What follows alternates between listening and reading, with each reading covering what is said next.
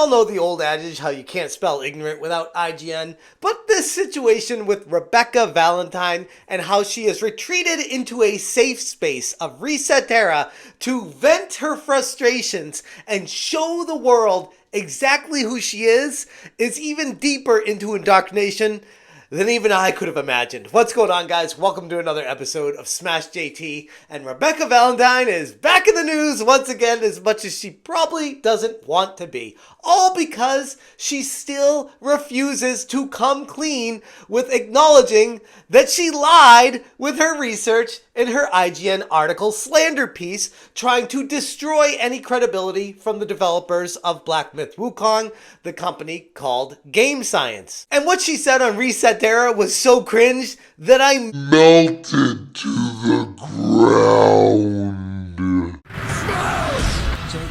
Hit that subscribe, give me a like, and check out smashjt.com for the full exhaustive article talking about how Rebekah Valentine just can't admit when she's wrong. And she has created a mountain out of, well, it was more than a molehill, but still, the situation is spiraling out of control, and she only has herself to blame for it. Rebekah Valentine has doubled down on her claims. Despite the growing backlash for an apology, she's instead taken to the increasingly echo-chambery ResetEra to reaffirm her stance, fueling even further debate over the integrity of her reporting. And by doing this, also creating quite the hypocritical workspace over at IGN. But we'll get to that in a little bit. And shout out to Yellow Flash for bringing this to my attention. He posted on Twitter saying, IGN journalist who attacked Black Myth Wukong devs defends her hit piece on them. This is her account on ResetEra, where somebody named Sirius made a lengthy post beginning with saying, seems like at least this appears to be a safe place to continue discussing the developers' misogynistic behavior. See, they don't want the truth. They want to find a safe space to be able to converse with each other about just how terrible the world has become. And because they have this echo chamber amongst themselves, they get increasingly more and more angry at everybody else trying to talk sense into them. Valentine replied with the most ridiculous thought process I've seen in a long time, and that's saying something. Thank you so much. Ki-hoon and I are extremely confident in our work. We checked and verified everything very diligently. So apparently Ki-hoon, the Korean that doesn't speak native Mandarin, who mistranslated this and got the worst translation possible out of it, even if it was a mistake. She's not saying, maybe it was mistranslated, maybe we took the wrong perspective on this. There is another way to look at this. No. Instead of saying that, she's saying, nope, we did our due diligence, we did our work, and we are standing by it. So right then and there, she's completely lost any credibility. I'd go so far as to say this is my proudest work as a journalist so far. Holy crap! What the hell else have you done if this is your proudest work? Even if I wish it wasn't necessary. But I won't pretend that getting dozens of emails and tags on social daily accusing, here comes the victim mentality. Victim card played! Accusing me of mistranslating or whatever doesn't occasionally worm its way into my brain. I feel like I'm being gaslit every time I log on. Here's the craziest part about all of it. Rebekah is gaslighting herself into thinking that she's the victim. Genuinely, this is the worst I've ever been harassed.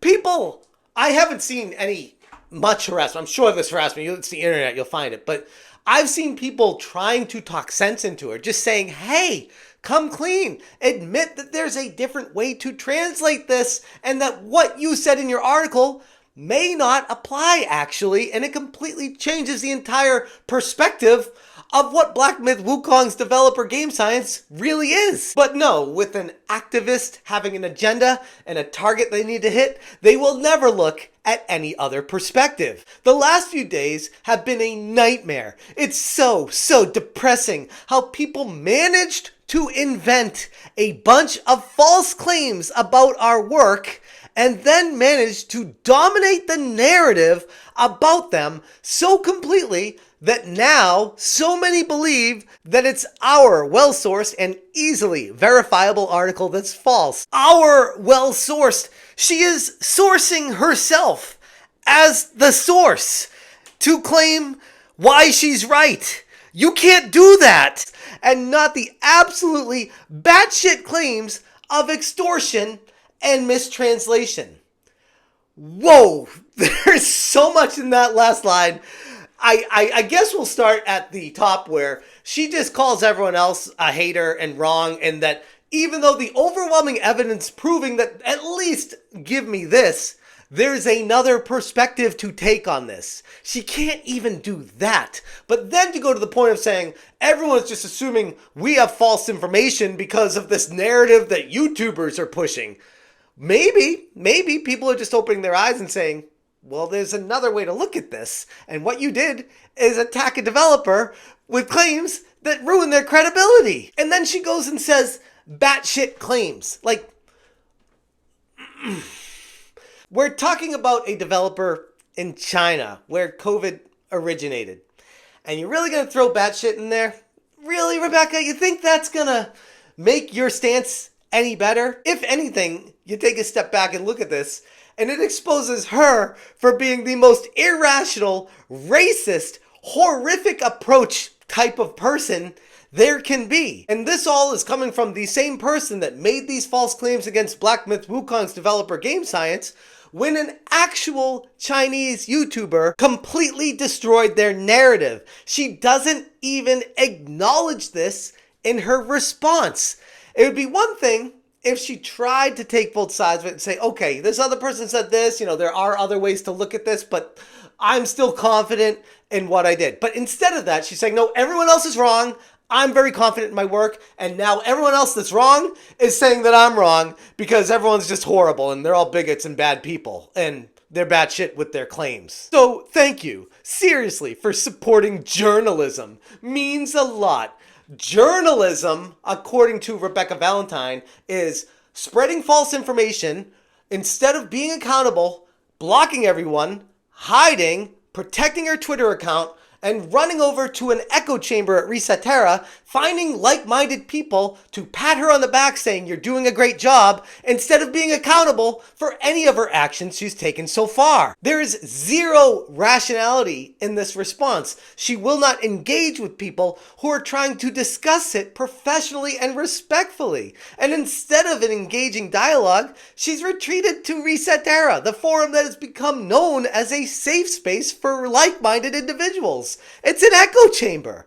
Dissenting opinions are swiftly silenced over there to ensure one singular acceptable groupthink.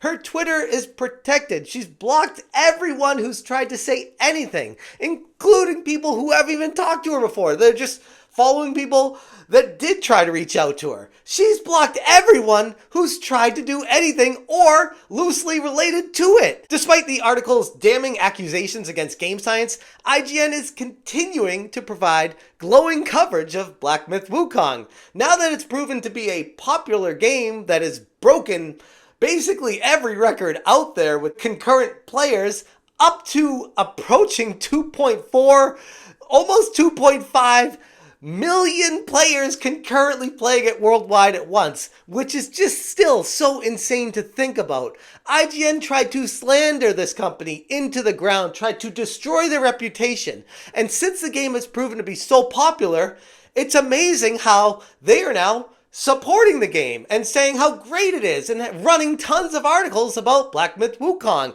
because at the end of the day, money talks. IGN is following the dollar and they have zero integrity. If they cared anything about the article that Rebekah Valentine put forward, they would stand behind it, say they are boycotting this game, they will not be covering it or talking about it because of just how bad Game Science really was. The truth is, they're not that bad, and IGN knows it, but they're still still running with the article, still supporting Rebekah Valentine, and still pushing a false narrative behind the scenes because they will not admit they were wrong. There is zero accountability with not just Rebekah Valentine, but IGN as an organization on the whole. Valentine's doubling down, coupled with IGN's contradictory actions, has only served to further discredit both the activist and IGN as a publication. IGN has the chance to do a full mea culpa and apologize, but now at this point, it's gone too far, and they can't. They're in too deep. They've doubled down, tripled down, quadrupled down, and if they try to come forward and say, okay, there's another side to this that we didn't really look at because we had a target we were trying to hit, and we're sorry about that, it would make them look even worse. And this is what they get for doing what they did in the first place. And so Rebekah Valentine, the journalist over at IGN, can't even be accountable on social media and runs to a safe space over at ResetEra to create an echo chamber to pat her on the back. And that's where we find ourselves with gaming in 2024. No wonder that YouTubers are eating these people's lunches. Anyways, I'm going to leave it there. If you guys want more information, check out smashjt.com. The full article is in there with resources, references, and all the information. Again, thank you to Yellow Flash Guy for bringing this to my attention. If you appreciate what I'm doing, please consider hitting that join button. Thank you so much for watching, and as always, you stay smashing. Smash JT. Smash JT. Smash JT. Smash JT.